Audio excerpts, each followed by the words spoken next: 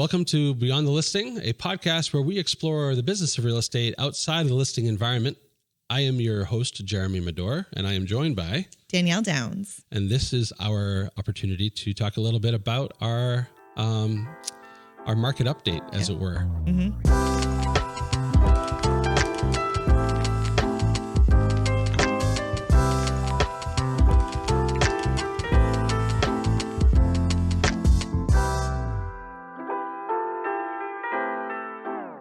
I'd like to hear, instead of me speaking first, I'd like to hear it from you this time. What are your thoughts on what just happened in October? It was crazy. What was it? Busier than June, right? Busier than June. Which, I mean, this is my second or third October. You're at 2.5. Okay. So, yeah. So this would have been my third October. Yep. And usually it's crickets come, the second week of October. Yep. And it has been jam-packed nonstop. Yeah, even this week. So we're in the first week of November here. I think we're going to be releasing this in probably 2 weeks. Mm-hmm. So just before Thanksgiving. So our audience will be 2 weeks older than we are right now.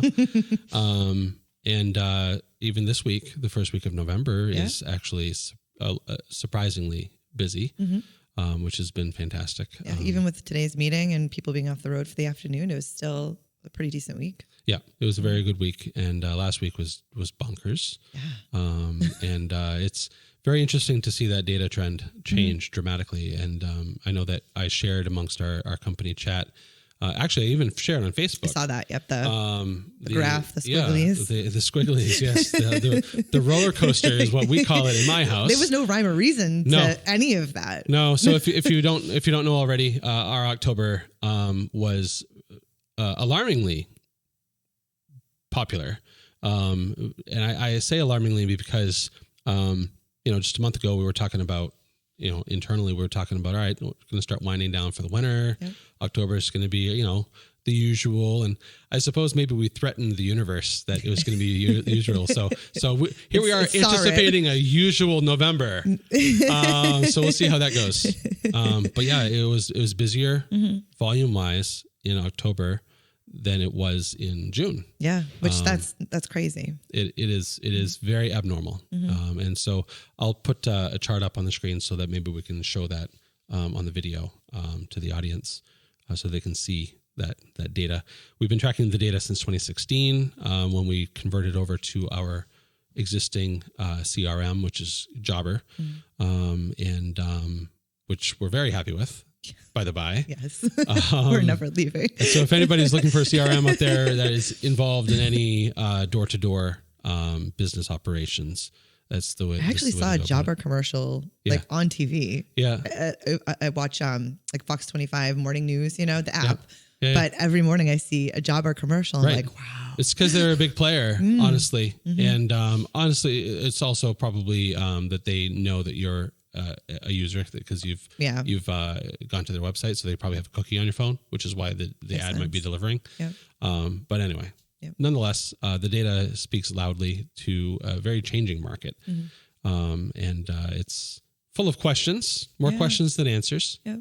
But we're adapting very well. Oh, absolutely. Everybody's loving the hours and getting the work in, and everybo's happy with that. So. Yeah, absolutely.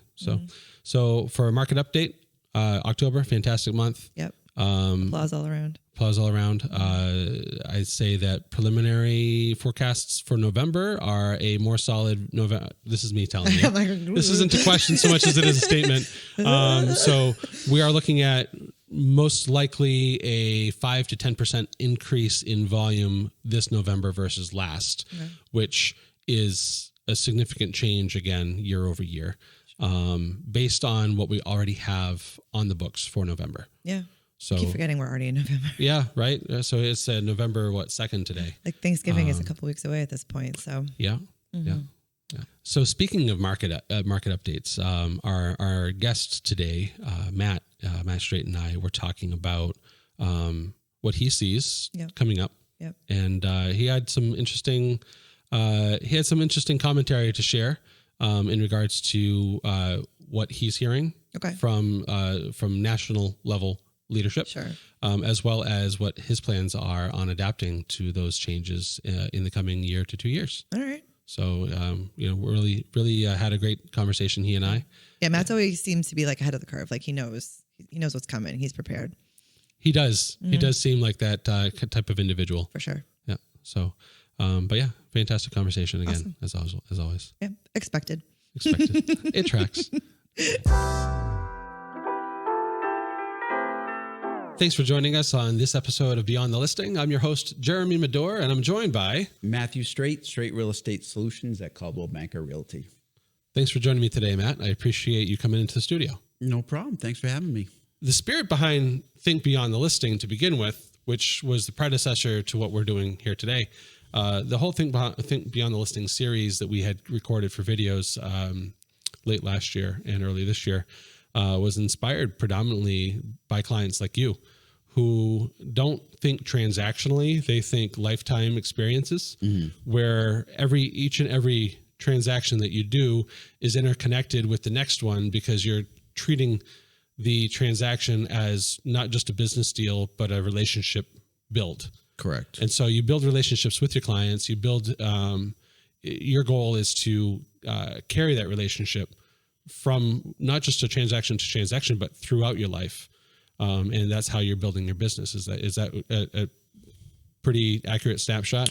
Yeah. I mean, so are you asking specifically like regarding the videos that you and I sort of start out doing, regarding or just all of general? your marketing strategies in general? I mean, if you want to give us if you want to lead us through that, through that progression, I'd be more than happy to dive into that briefly. Sure. Yeah. Because you got us started in video. I mean, for all intents and purposes, we were already doing like some walkthroughs and stuff, but like agent on camera stuff, like you were first. Yeah. Yeah. Which is pretty cool to even say that. Right. Yeah. Yeah. So I was always in real estate, but I primarily just represented myself and my family. So both my parents were brokers. That's how I learned the business. We're landlords. We owned a bunch of properties. And one year I was selling, I think it was a 12 family, and my primary focus wasn't on the real estate market, or representing other people. It was on my own business, being a property manager and an investor. And when I looked at MLS, which I didn't look at MLS too often, right? Because I didn't represent anybody else. Sure. You had no need to. Yeah. I was shocked, appalled, by the marketing. Sure. And it was embarrassing. So, especially with multifamilies. I mean, because multifamilies generally, it's tough to get good photos because you're dealing with tenants. And really the tenants don't really want that to transact to begin with. Right. So you're already up, it's an uphill battle there. Right. So you're already dealing with a tremendous amount of obstacles. So I started looking at MLS listings on multifamilies, and I said, let me look at the single family stuff. Sure. And that was not much better. That was pretty bad as well. So I always say, how long ago was this? This was 9 years? I probably about 10 years ago. 10 years, yeah. okay. So I created Straight Real Estate Solutions in 2017. So it was pre that. Yeah. So I always say if I wasn't doing real estate, I'd do marketing because I love it. Like Sure. My passion is selling properties, but it's the marketing behind selling the properties. The properties are just the thing. Right. Right. Just like for me, photography is just the thing. Yeah. And not that it's trivial or anything like that. We take it seriously.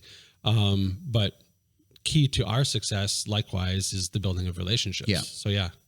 Yeah. It's so when I opened Straight Real Estate Solutions, my decision from day one was to have the best marketing. Yep. Which I feel was one of the reasons why I was able to start getting listings right away. Mm-hmm. As you know, being I don't want to say I was a first-time agent or a new agent, but in many ways I was. Sure. Because I didn't have experience representing other people. Okay. So you knew how the transactions went because you were involved in them so frequently, but you were representing generally yourself? Just myself and my family, yeah. So you knew the mechanics of it. Absolutely, but the integration with the family unit outside your family, whether, single or investor or whatever, the issue was, that was new to you. It was representing other people Yeah.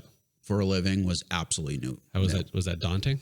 No, it was fun. Okay. Yeah. All right. So I made do you remember your first outside transaction? Yes. So it was funny. It was a friend of mine. He was selling his home for sale by owner. Okay. So your first transaction was a FSBO. Interesting. All right. And I didn't get the listing, but what I said is, listen, when you sell it, I'll help you purchase a new home. Okay. And we ended up purchasing a new home in Lunenburg. So he sold it FSBO. Yes. All right. So you didn't get that, but you got the purchase side. Correct. Okay. Yeah. So when you start out, you just get all excited just getting any client, right? You're like, woo, I got a buyer. Yeah, right. And it was like a $300,000 sale. It was just, nothing crazy, but it didn't matter because it was one of my first deals and it was exciting. And it's an opportunity to learn. Right? So it just kept rising ever since then. Sure. But definitely getting back to the marketing, it's tough. I think in general, it's tough to get listings regardless, whether, especially now, because there's no inventory, but even before that, it was because a lot of the top agents, they sort of take over that industry of, I'm a top agent, therefore I get all the listings. They can dominate just simply by their track record. Yeah. And actually, if you look at, most companies, in terms of the agents who are getting listings, it's a very small percentage. Percentage wise, that is absolutely factual. Yeah. That only a few agents get the majority of the listings. It's more egregious than the 80-20 rule. It's more like a 90-10 rule. Yeah, it's for sure. So when I started doing the videos and the professional photography, I mean, I met you at Paul Fontaine's. I didn't even have an office. I was renting an office space. Oh my goodness. Yes. Yeah. Right across the street from South Street. Yeah. Yeah. Wow. So he allowed me to meet there. Oh, Keith was with me on that one. Keith and I went in that. That's right. That's when I first met. That's when you first came. I forgot. Yep. I forgot about that. Yeah. And I was honestly like my third or fourth presentation to any real estate brokerage. Yeah. You had all your gear. Yeah. It was cool. Yeah. I was. And I was like, listen, at the time I had, which is mind boggling to me, how I was able to even get agents on my team. I had no idea what I was doing. Sure. Like, why are you, what's going on here? I mean, I think similarly, I think you and I were probably at similar spots in our own business growths. Yeah, absolutely. Where we were at that, we're ready, but we don't know quite how. Right. So I remember distinctly, actually, now that you brought that up, the Fontaine, after we left there, I had a meeting with my business coach the next day because I was, really amped. I was really pumped about having that meeting to begin with. And so I went and sat down with my business coach and he goes, how'd it go? I said, it went like freaking awesome. I said, Max, it wasn't a sales presentation. It was a conversation. Mm-hmm. And it's true. That's the best sales. That was it. Right. And that's kind of when I started adopting a completely different understanding. Not that I had a sales strategy before, and I'm not sure that I even have a sales strategy now. What I have is a desire to build, business relationships and have genuine conversations with people and understand exactly what they need. So therefore be able to deliver what they're asking for. Yeah. And so, that was definitely wow. That's a blast from the past, man. Yeah, it was. What year was that? I don't even know. It must have been, Keith has been working with me for 6.5 years. Yeah. So that would have been 2017. Yeah. Because that's when I opened SRS around there. Yeah. Yep. Yeah. So it's interesting because when I made that decision where we're going to have the best marketing and that was the message to the team. Like, you cannot be on the team if you want to take photos of your listings with your phone. Okay. It was basically, this is no garbage marketing. Yep. If you want to be cheap, go somewhere else. Sure. But interesting enough, the agents who joined the team, they started getting a lot of listings too. Okay. So that marketing and obviously experience and knowing what to do, and that's obviously all important. There is no silver bullet. Right. But that marketing, I feel, got us to that top on the list of when you think listing agents, you think Matt Straight, SRS, their team. And at the end of the day, now everybody's obviously generally doing the professional photos, and they're doing a lot more. Very higher percentage. Yeah. When I started 10 years ago, 11 actually. Geez. Actually, yesterday was my 11th. I know, I saw that. My 11th anniversary being self-employed. When I started 11 years ago, I had done a very simple, just kind of an off-the-cuff calculation. This was in the Andover, Merrimack Valley market. And only 1/5 of the single-family listings that were on the market were professionally photographed. The other ones were either semi-professional in that somebody with a good camera took decent photos, or they were just agent cell phones or whatever. And so when I first started, it was like a 1/5 adoption, which is ridiculously low. Right. Now it's probably a 1/5 remainder. Yeah. So it's a 4/5 adoption-ish is what I would say. So Yeah. It's changed drastically. Right. So, but the important part obviously is to not only be aware of that, but also try to anticipate the next curve. There's always going to be something else. There is. And that's just part of us being human beings, desiring to grow and change and evolve. Right. And of course, with technology coming out at the rate that it's coming out, I mean, like, you were one of the first ones to adopt Matterport, the 3D home tour. Tell me a little bit about the decision to do that. Yeah. So, and does it overlap, or how does that interplay with video? So my personality, I'm never satisfied, which is a good thing and a bad thing, because I'm never content. So we're doing the video, and then I saw the Matterport, and I'm not, most people may think this is unusual because we use a lot of technology. I'm not a tech savvy guy at all. Ask my wife. Interesting. I'm absolutely not. So I'm just not. That's surprising, but refreshing to hear. Yeah. I'm horrible. So and I don't know how I saw the Matterport thing, but I'm like, I'm getting that. Okay. And at the time it was like $3,000. Wasn't it? It was expensive. It's still about the same price, but obviously with inflation, it's actually reduced. So I'm price. like, I'm doing it. Yeah. So I bought that. And again, it was one more when I went for a listing presentation, and I was offering professional photos, video, and then Matterport, and then my competition was offering neither of those. Yeah. It was easy for the seller to say yes, right? So what I like about Matterport is I'm able to sell a lot of homes when the buyer is like traveling from out of town. Yep. And a lot of, especially now, sight unseen offers are very common. Yep.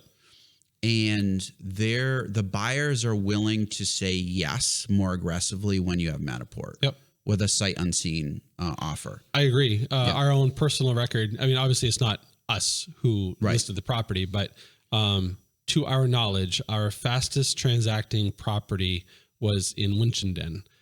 We had done a Matterport for the agent up there. And it sold in an hour after hitting the market off of the Matterport tour from an out-of-state buyer. Yeah. In an hour. Yeah.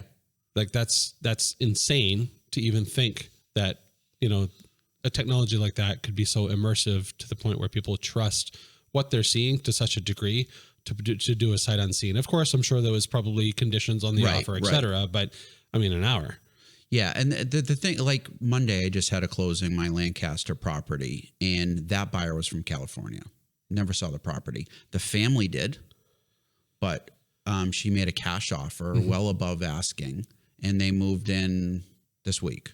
Man. So like I have countless stories of multifamilies. I always do Matterport if I can. Sometimes the tenant doesn't allow it. Of course, but always they're super hard to get into. Yes. And so it's hard enough to get into there once, let alone multiple times to have walkthroughs. Yeah. So if you're like, obviously there's agents going to be listening and watching. If you're a listing agent and you're selling multifamilies, you absolutely should do Matterport, because what I find is tenants initially, and in my lifetime, I've probably rented to 1,000 tenants. So like I'm very familiar with tenants. What I find is initially they'll let you in to take photos. Yeah. And then over time, They'll they just say, I've had it. Yeah. I've had it with people coming in. Sure. They're not invested. So why would they allow people to come into their apartments? It's a super inconvenient thing. And they know that they can say no, Right. and nobody can do They anything have right about of it. refusal. Yeah. So to get that first yes might be your only yes. Exactly. Okay. I like that thought process. Yeah. So if you're selling a multifamily, you absolutely should do 3D for a couple of reasons. For that reason, and if it's like a 12 family, most of the time when you're showing a 12 family, you're not showing all 12 apartments. You show one or two. Sure. If you're interested, come back. If you get 3D on the majority of the apartments, most investors are fine making an offer with the 3D. Just because it's not an emotional transaction. It's, do the numbers make sense? Yes or no? They'll look at the common areas. They'll look at roofs, stuff like that. So I always do 3D. And what I tell the tenants is, Mr. Tenant, Mr. or Mrs. Tenant, you want us to do 3D because it's less people going through your apartment. Right. So I sell it as well, saying this is in your best interest. Got it. Because we don't want the nosy neighbors. We don't want the tire kickers. Yeah. We're going to reduce the amount of people coming in. And generally they're like, that makes sense. Cool. Come on in. Sure. You use it as, so it becomes a little bit of a bargaining chip. Absolutely. It's like, look, you let me in once and I can guarantee that because of this technology, you're going to get less traffic through. Yeah. And then what I'll do is when I am showing the property, let's say if there's one empty apartment or the common areas, I have my iPad with me. Okay. And they'll ask, well, what does that apartment look like? Well, I can't get you into that right now, but here's what it looks like. I see. So you always bring your iPad with you when you're doing the showing. Nice. So that's a nice fail-safe backup. I'm going to use, today I'm showing an in-law apartment that's rented. Yep. And I'm not going to show the apartment. I'm going to show the main area, but I'm going to have my iPad with me. I'm going to say, this is what the apartment looks like. Got it. If you're interested, come back and we'll show. Because you don't want to inconvenience the tenants. Yeah, especially like, as the listing agent. Sensitive to it. The listing agent has a lot more skin in the game. Yeah. A buyer's agent has, not the right. same. So they're gonna want to absolutely get into every apartment. Sure. Oh, my trout. Right, but they're there only once. Exactly. Yeah. Yeah. So it's no skin off their back. Yeah. Yeah. All right. That makes sense. So Matterport, absolutely love it. It's one of the best investments I made for sure. Fantastic. But it's one other thing on the list that I say these are the things I provide. Sure. And it's easy for me because I own the camera. So it's Yep. Interesting enough, there are agents that I've talked to that don't like offering Matterport because it provides too much information. Yep. That's the common feedback. And their concern is if an unrepresented buyer comes in that doesn't like the listing, they could potentially pick up that buyer as a client, right? Okay, fine. I mean, I feel like that's probably really diminishing returns at that point. The likelihood of that, I'd like to see some statistics on that. I've heard it multiple times. Okay, well, not the statistics on the comment, but the validity of the comment. Oh, yeah. Right? Like if that's just is that just a trope or an excuse for people to dodge doing something that is of their client's best interest? Because that's always been our challenge here as a company. I'm like, in the code of ethics for realtors, it specifically says I will always operate under my client's best interest with them in mind.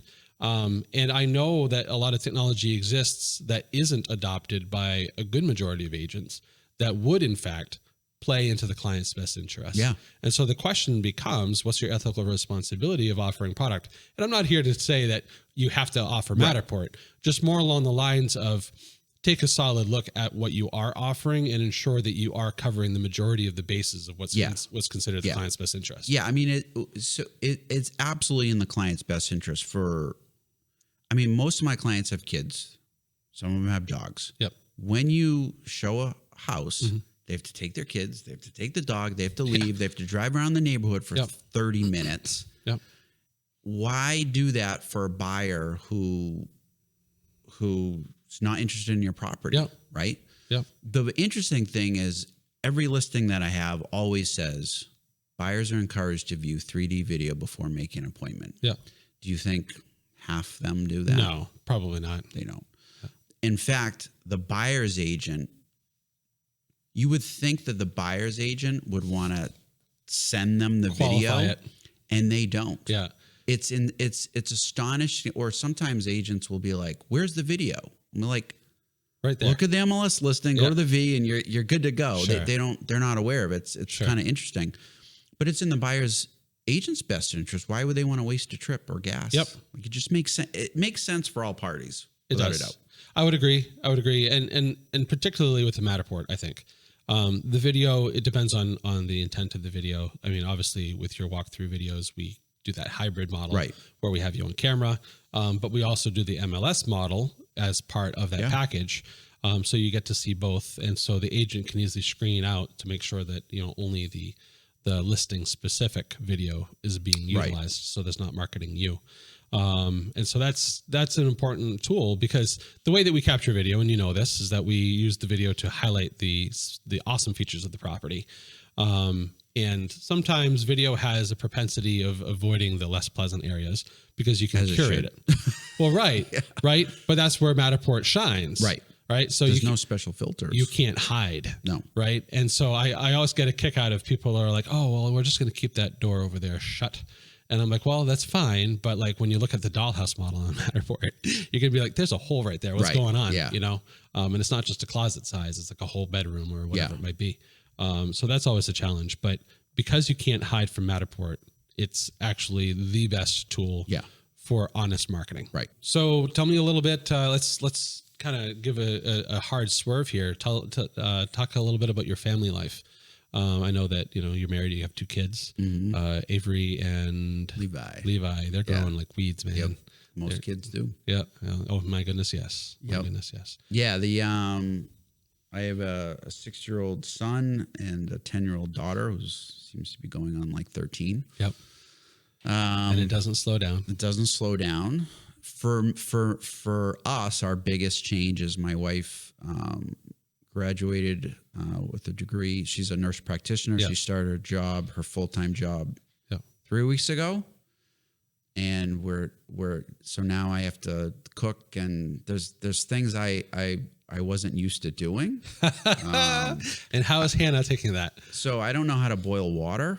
So I'm learning. So you're not tech savvy or kitchen savvy is what you're telling me. I don't know why she married me.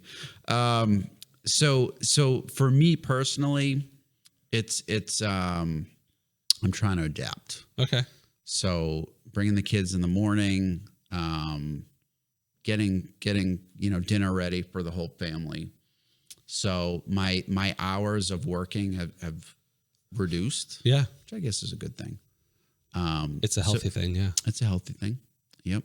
So she's focusing on her career, which is good, saving lives, which is good.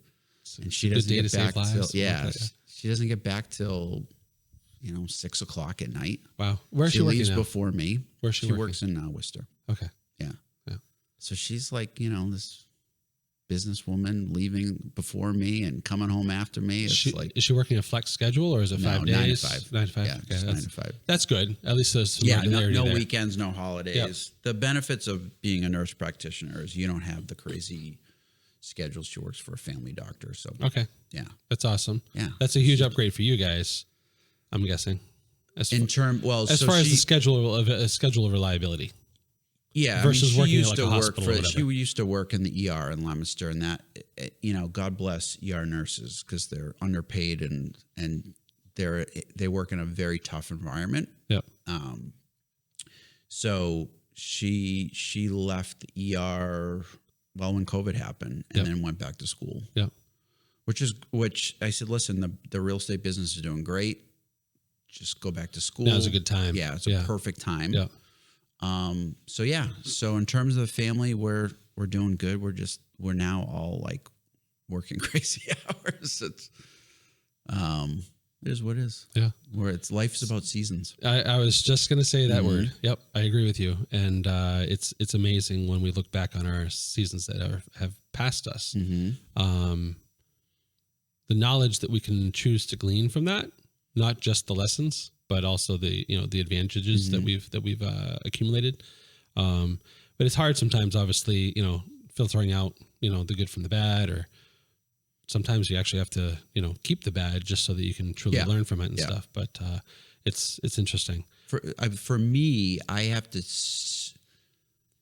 change my mindset that I don't necessarily need to hustle as much. Okay. Because now we have the second income coming in. Yep. Which I've never been used to that. Okay. Right. So you're used to foot on the gas. Yeah. Okay. So I'm 47. I've been working a gazillion hours my whole life. Yep. Right. It's tough to suddenly be like, okay, I don't need to do that Throttle anymore. down. Or I have other safeguards in place that I never really had. So this is a huge adjustment for me because I'm not used to that. Interesting. So I keep having to remind myself, Matt, it's okay if you it's okay. Yep. Like you can relax or you can take a day off. So I do understand that. And I agree with you. It's a big challenge, and because you have to consciously think of that, you have to remind yourself. Mm-hmm. Yeah. And it's an intentionality that it's not autopilot, right? So when you're used to going full tilt, full mode for business growth and developing a team and pushing, to go from that to what you're describing, it's a huge life switch. Huge. Ask me in a year if I'm still like trying to figure this out. Well, circle back in a year on this one. But no, I get it. And I can sympathize with that greatly. Obviously, as you know, we moved to Maine, and we've also encountered something similar. It's very different, having to concentrate on a different set. Let me rephrase that. Not a different set, a reprioritized priority list, right? So, whenever major season changes happen, you have to sift through that list, and stuff that was at, the mid pack before is now at the top, or maybe it's even at the bottom. And every time you have to do that as an individual, even if you're not a dad or a husband or a wife or a mother, it's a challenge because you have to reprogram who you are. Yeah. You have to relearn. It's literally all of reprogramming. That. Yep. So this is an interesting year for you in many ways. How did that play with the market changes that happened this year? Because you tell me what you saw, and we can kind of compare notes a bit. With the market, so it's interesting because my focus for many years has been listings, which allowed me to be prepared for what we've been experiencing in the last 2 years, which is no inventory, right? So there are the agents that relied on buyers and basically were buyers agents. They've struggled, because of lack of inventory, the bidding wars, offers not getting accepted. Sure, but thankfully, because I've always focused on listings. Yes, our business is down, but our listings are where they should be. And my personal business, because as you know, I run a team. My personal business hasn't necessarily been negatively affected because I'm constantly getting listings. Okay. Thank God. Okay. But the overall income of the team is down because if you make 10 offers and nothing's getting that's just so weird, right? So your buy side is definitely down, and sell side is consistent. Yeah. Okay. Yep. Yeah, without a doubt. Yep. So I think everybody's down about 30% if the last I saw, and that's I think primarily the buy side, but sell side too, because you have, if nobody wants to list their home, everybody's, chasing for the same rabbit, right? Yep. So, it's a drought. Yeah. So in terms of the business, for me, it was a big change this year because I switched over to Coldwell Banker. So that's like trying to figure that out, trying to figure out their systems. Sure. Like everything, this year was a huge year for me. Was it a good year to have done that? Yes. Good. Yeah. I'm glad to hear you. To hear you say that. Yeah. Yeah. For just a bunch of reasons. Like my goal is to ultimately grow the team to where eventually I'm not on the front lines practicing. I'm just pouring into the agents and teaching them. Yep. Which that in itself is probably a different discussion because we could talk an hour of we'll have you back of pouring into a team versus working on your own business. Now I know they go hand in hand. Like obviously they really do. When the team sells, I'm positively affected by that. But that being said, I'm still a practicing broker / team lead. Yep. And I don't just hand everything off. Sure. So it was I think it was good timing in the sense that I'm able to offer more to agents versus as an independent broker, I could only do so much, right? That's good. And I'm not the only one teaching. Now there's systems. There's a bunch of people. There's resources teaching, that you didn't have before. A bunch of, I mean, every week there's training. And that's awesome. Different things. And you don't have to lead it all. I don't need to what? You don't have to lead it all. Correct. Yeah. Whereas before you were kind of a one-stop shop. Right. And that was exhausting, I'm sure. Yeah. Yeah. So so it was a big change for me and the agents. I think primarily predominantly the agents absolutely saw value in it. Like a lot of the agents that switched over, their business grew. Yeah. So far so good. Good.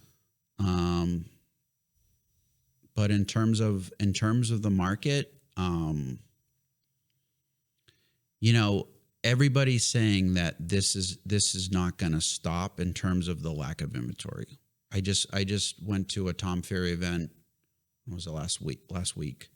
And they were talking about national statistics, and they're saying that the inventory is still going to be low, and we're going to experience this for a few more years.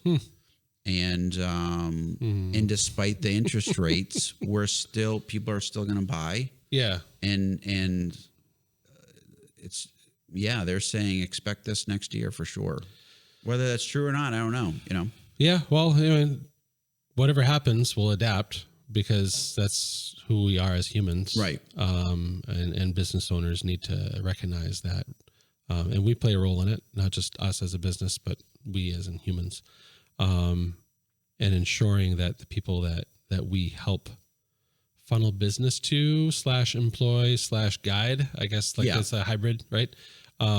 It's our jobs to ensure that flow continues because they're your lifeblood. Right. Right. And the same thing for us. We have 8 photographers full time. And it's been a difficult year to keep them all busy, and thankfully we were able to start Next Level Studios and dedicate some of the labor that would normally be on the road to starting the studio, which helped tremendously. Obviously it came at an expense for us. Right. So there's an investment period there, but the early onset so far with that has been very promising. And so similarly to real estate, we only had listings, right? And because photography is only required for the listing and not for the buy, we're missing out on a full half of that transaction opportunity. And so the idea with the Next Level was to convert us over into, not convert us, to introduce us into a line of work that didn't have the same ebb and flow. It's going to have its own ebb and flow, and hoping that shift is kind of opposite what Medora Photography's ebb and flow is, so that there's some balance. Obviously, it's not going to be perfect, so hopefully there's some alignment there anyway. Yeah. Well, I was pushing you a long time to do more than just photos. You were. And I was like, you got to branch out. You got to do more stuff. You're absolutely correct. And that's we're talking, we're on your podcast now, and you're doing all kinds of different things. Yeah, which is what we should have been doing this a while ago. Yeah. It took us a while to recognize how to go about it. So when you first started telling me and suggesting to me, in a very, very positive way, might I add, not forcefully. I never felt bullied. Just to be clear. Bully well, you. no, it's not that. I believe it was, you got to be doing this and this and this and this. It's going to be exciting. I'll do it with you. Yeah. I think that was basically what I said. Yeah. Pretty much, and so, cause I've offered business guidance in the past to other budding entrepreneurs. And, I've been told that, my expectations for them were too high, and maybe I wasn't talking to the right people. It's possible. But you did it in a fashion that was admirable, is all I'm saying. Thank you. So, which was fantastic, because the way that I received it, and it could have just been, the positioning of both you and I together. But the way that I received it was such where it was a good guidepost to work off of. And we continued, walking toward where we're at now. And we're not anywhere close to finish. We are well off of where our long-term goals are. But it's the idea is there, I just thought of something. I just remembered this. I love it. So one of the initial conversations I had with you was when I received a call from a salesman out of New York. It was a marketing company. Remember that? Yep. I remember it. And this guy had a 30-minute pitch. Yep. And in my mind, I was like, there's no way I'm going to hire this guy. Sure. But I'm going to listen to what he has to say. Sure. Because then I'm going to have Jeremy do it all. Yeah. No. And I remember. That was two years ago. 2 years ago. This guy was good to the point that, and we all get calls all the time from salesmen. It drives me crazy. But he was one of the few that I'm like, I'll give you 30 minutes of my time. He showed you early on that there was value to be had. So he did his pitch, and it was basically a combination of videos and social media and life, get to know Matt Straight, the agent, and then profile videos and listing videos, and then they incorporated with social media, all this stuff. Yep. And he sent me the price sheets, and there was various degrees of packages. And now I remember, because I sent everything you did. Sent to me. You did. I said, you were very Jeremy. Transparent on the whole thing. And I was simultaneously very frustrated and also very pleased. And frustrated in that we weren't independently arriving at a similar product offering without you saying, hey, dude, what's going on? Yeah. But also very pleased that we had your trust and loyalty to the degree that you were transparent with it and say, look, this is what I heard. This is what I like. This is what their pricing is. What can you do? Right. Yeah. And you did exactly that. And I think that we've taken, correct me if I'm wrong, and we can certainly edit out if you want to swear at me. But I feel like we've taken pretty much all of what was being offered and put it into reality. Yeah. And you're focused in it. You can't just focus on real estate. So you're throwing out a big net, and you're trying to bring in all sides of the business. At the end of the day, what you're doing at the studio, every business can take advantage of it. They can, and you got to diversify. We have to, and the hardest part that we're finding on our end is getting into contacts with people that aren't already in our circle.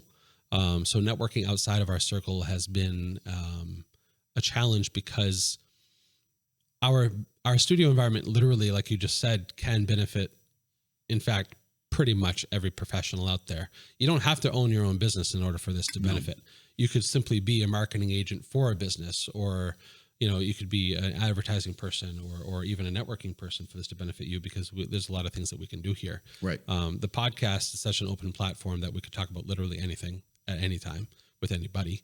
And then, of course, there's, the studio work as far as, portraiture, headshots, and then, of course, there's the business element, which is what you come in here for, which is those 30, 60, 90-second reels that you do for your own benefit, for your own business, to benefit the client throughout different areas of your transactions. Giving them information, so on and so forth. And that very same thing can be translated to any business owner out there, or even any business professional out there. It doesn't even have to be as a business owner. And so we recognize that. And so that's what we've adopted here. And I wanted to, I guess that's my long form of saying thank you for helping get us there, Matt. No problem. So, I'm glad you did it. Most people don't listen to me, so I don't know. So it's did I do something wrong? But no, I think any idea, any conversation that encourages growth and adaptation is a positive conversation. And even if the idea itself might miss the mark, planting a seed so that it can grow into something different is a real benefit to everybody involved. So I'm definitely I'm a proponent of seed throwing. Yeah, absolutely. And I think that giving other people the starting point to work off of is sometimes all a lot of people need in order to get their journey ongoing, you know? Yeah. And like, I mean, it's in real estate that the top agents that I network with, you know, they're constantly going to trainings, and they're, you know, agents that selling 80, 100 homes a year, they're constantly going to trainings, and they're constantly learning. And, and you think, like, if you're a new agent, you may think, oh, they have this wrapped up. Sure. When I get there, I'm not going to do that. You don't need to do that. Yeah. So it's interesting how, I mean, you have billionaires that have their own coaches. You have multimillionaires that have their own business coaches. Yeah. So and when you're new to the business, it may surprise you. Like, why would you need a coach? Yeah. Well, because I had a coach 6 years ago, and that's why one of the reasons why I'm here where I am. Right.